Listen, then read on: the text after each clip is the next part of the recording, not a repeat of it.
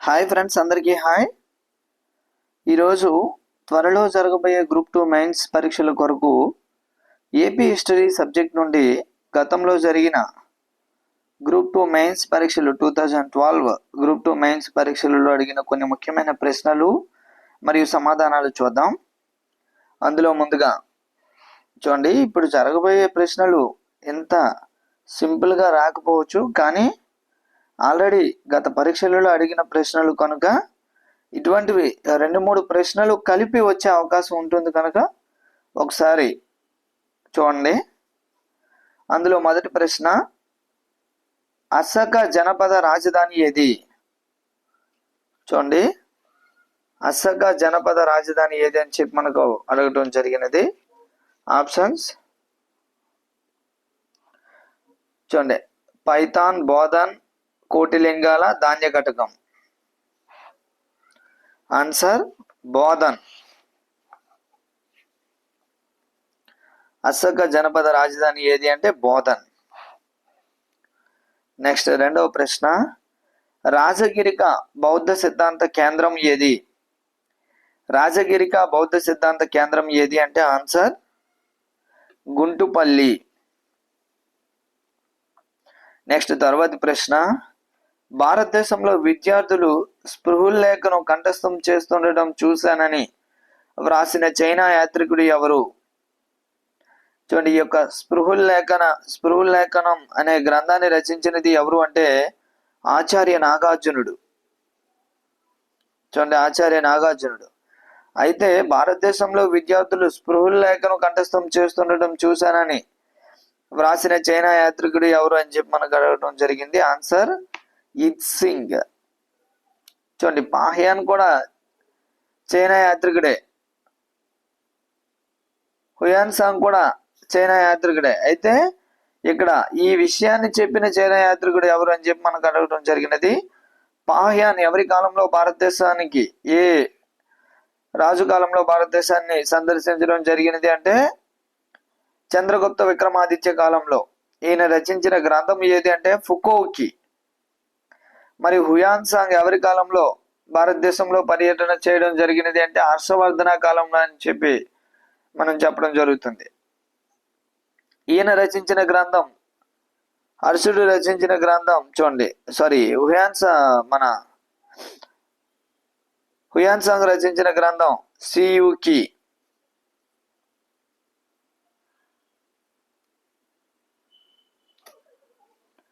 Next, అదే అరస చరిత్రను రచించినది ఎవరు అంటే బాణుడు అని చెప్తాం. బాణుడు, బాణభట్ట అని కూడా అంటాం. నెక్స్ట్ నాలుగో ప్రశ్న, అజంతాలోని ఏ నెంబర్ గుహలో శ్వేత గజ జాతక చిత్రలేఖనం ఉంది? చూడండి, ఇంపార్టెంట్ ఈ ప్రశ్న. అజంతాలోని ఏ నెంబర్ గుహలో శ్వేత గజ జాతక చిత్రలేఖనం ఉంది? అజంతాలోని ఏ నెంబరు గృహలో శ్వేత గజ జాతక చిత్రలేఖనం ఉంది? ఆన్సర్ 10వ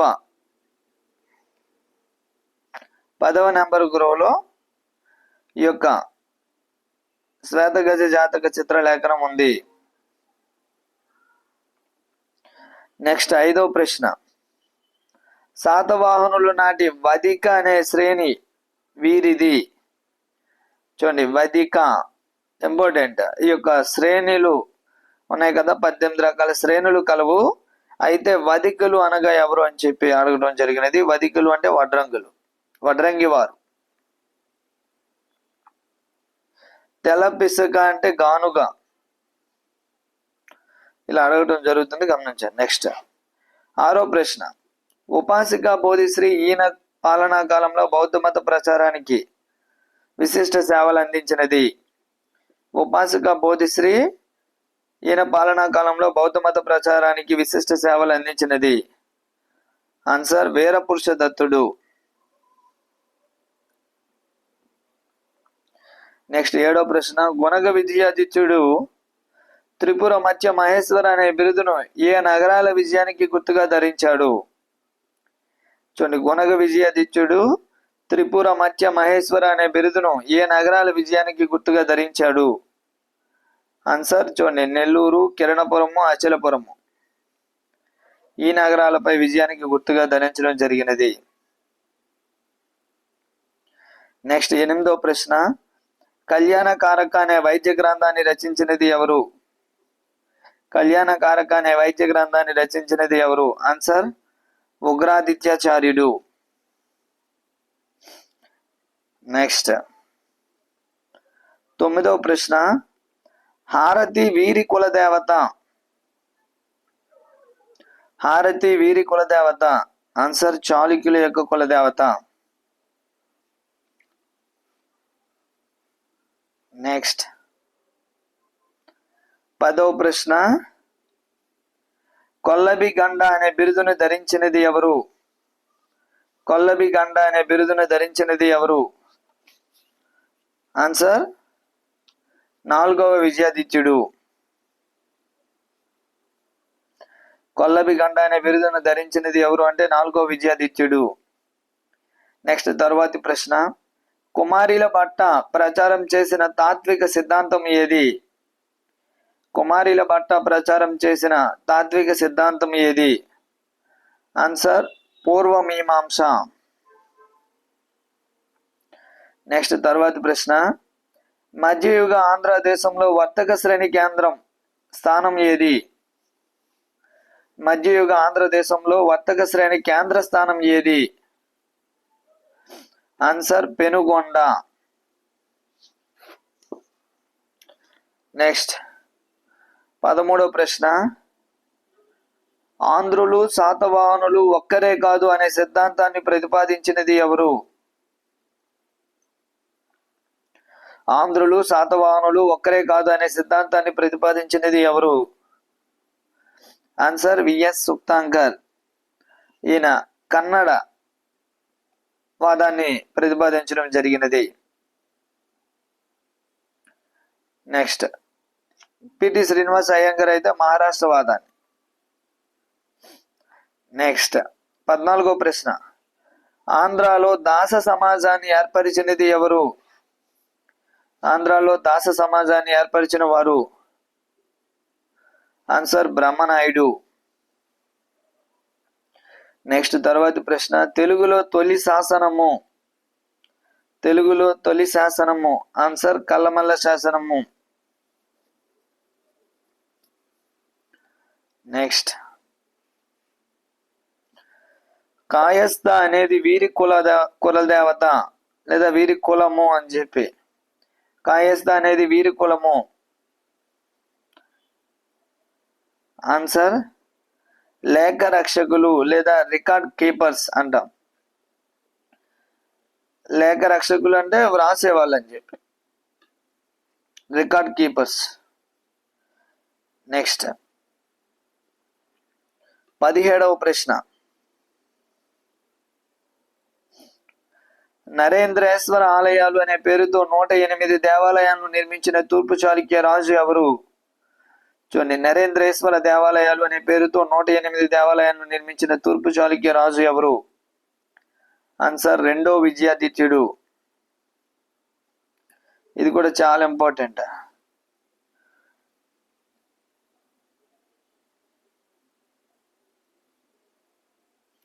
రెండవ విజయాదిత్యుడు. నెక్స్ట్ 18వ ప్రశ్న, మితాక్షరంను తెలుగులో విజ్ఞానేశ్వరం అనే పేరుతో వ్రాసినది ఎవరు? మితాక్షరంను తెలుగులో విజ్ఞానేశ్వరం అనే పేరుతో వ్రాసినది ఎవరు? ఆన్సర్ కేతన. ఈయన కేయూరి భావచరిత్రంను కూడా రాయించడం జరిగినది. కేయూరి భావచరిత్రను రచించినది ఎవరు అంటే కేతన. నెక్స్ట్ తర్వాతి ప్రశ్న 19వ ప్రశ్న, చాళుక్యుల నాటి గణిత శాస్త్రజ్ఞుడు అయిన పావులూరి మల్లన పొందిన అగ్రహారం. చాళుక్యుల నాటి గణిత శాస్త్రజ్ఞుడు అయిన పావులూరి మల్లన పొందిన అగ్రహారం ఏది? ఆన్సర్ నవకండవాడ.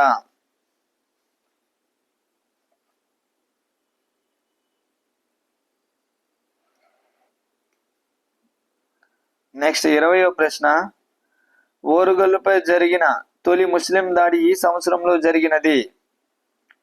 ఓరుగల్లుపై జరిగిన తొలి ముస్లిం దాడి ఈ సంవత్సరంలో జరిగినది. ఆన్సర్ 1303వ సంవత్సరం.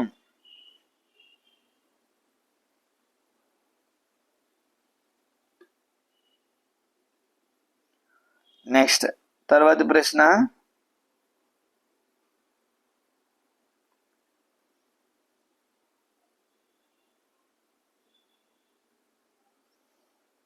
కాకతీయుల కాలంలో గ్రామాధికారుల సంఖ్య.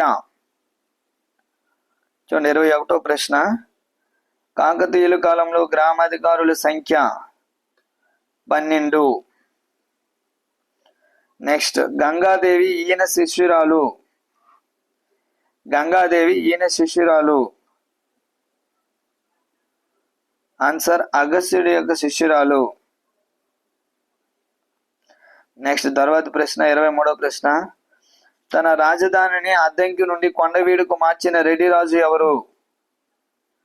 తన రాజధానిని అద్దంకి నుండి కొండవీడుకు మార్చిన రెడ్డి రాజు ఎవరు? ఆన్సర్ అనపోతారెడ్డి.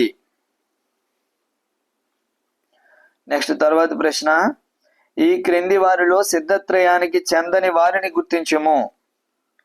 ఈ క్రింది వారిలో సిద్ధత్రయానికి చెందని వారిని గుర్తించుము. ఆన్సర్ ఉద్బాట.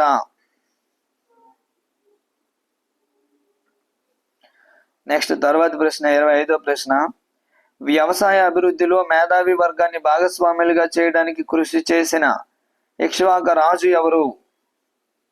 వ్యవసాయ అభివృద్ధిలో మేధావి వర్గాన్ని భాగస్వాములుగా చేయడానికి కృషి చేసిన ఇక్ష్వాక రాజు ఎవరు? ఆన్సర్ శ్రీశాంతముల. శ్రీశాంతములుడు అంటాం. నెక్స్ట్ కన్నడంలో విక్రమార్జున విజయం అనే కావ్యాన్ని రచించిన తెలుగు పండితుడు ఎవరు? కన్నడంలో విక్రమార్జున విజయం అనే కావ్యాన్ని రచించిన తెలుగు పండితుడు ఎవరు? ఆన్సర్ పంపన. నెక్స్ట్ 27వ ప్రశ్న, అరికేసరి సముద్రం అనే తటాకాన్ని నిర్మించినది ఎవరు? అరికేసరి సముద్రం అనే తటాకాన్ని నిర్మించినది ఎవరు? ఆన్సర్ మొదటి ప్రోలరాజు. నెక్స్ట్ 28వ ప్రశ్న, రామప్ప ఆలయము ఈ కోవకు చెందినది. రామప్ప ఆలయము ఈ కోవకు చెందినది. ఆన్సర్ ఏకశిల. నెక్స్ట్ తర్వాతి ప్రశ్న, నెల్లూరు జిల్లాలోని భైరవకొండలో గృహాల సంఖ్య. నెల్లూరు జిల్లాలోని భైరవకొండలో గృహాల సంఖ్య. ఆన్సర్ 8. నెక్స్ట్ తర్వాతి ప్రశ్న, సంగీత సుధాకరం అనే సంగీత శాస్త్ర గ్రంథాన్ని రచించినది. సంగీత సుధాకరం అనే సంగీత శాస్త్ర గ్రంథాన్ని రచించినది. ఆన్సర్ 2వ సింగభూపాలుడు.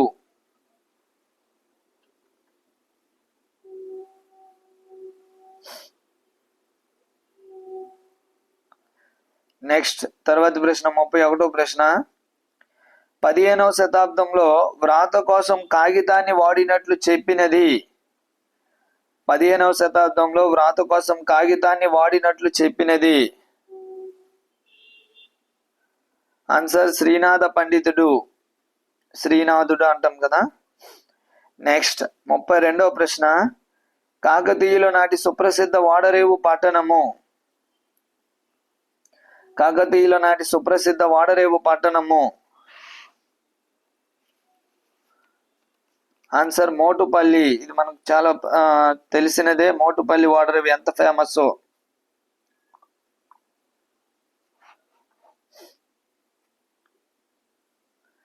నెక్స్ట్ 33వ ప్రశ్న, తటాక నిర్మాణంలో పాటించాల్సిన నియమ నిబంధనలను తెలియజేసే శాసనము. తటాక నిర్మాణంలో పాటించాల్సిన నియమ నిబంధనలను తెలియజేసే శాసనం ఏది? ఆన్సర్ పోరుమామిళ్ళ శాసనము. నెక్స్ట్ తర్వాత ప్రశ్న 34వ ప్రశ్న, కుమారగిరిరెడ్డి ఆస్థాన నర్తకి ఎవరు? కుమారగిరిరెడ్డి ఆస్థాన నర్తకి ఎవరు? ఆన్సర్ లకుమాదేవి. నెక్స్ట్ 35వ ప్రశ్న, బొబ్బిలి యుద్ధం జరిగిన సంవత్సరం. బొబ్బిలి యుద్ధం జరిగిన సంవత్సరం. ఆన్సర్ 1757. నెక్స్ట్ తర్వాత ప్రశ్న, నానాసాహెబ్ తిరుగుబాటు స్ఫూర్తితో గోదావరి ఏజెన్సీ ప్రాంతంలో తిరుగుబాటు రేపినది ఎవరు? నానాసాహెబ్ తిరుగుబాటు స్ఫూర్తితో గోదావరి ఏజెన్సీ ప్రాంతంలో తిరుగుబాటు రేపినది ఎవరు? ఆన్సర్ కోరుకొండ సుబ్బారెడ్డి.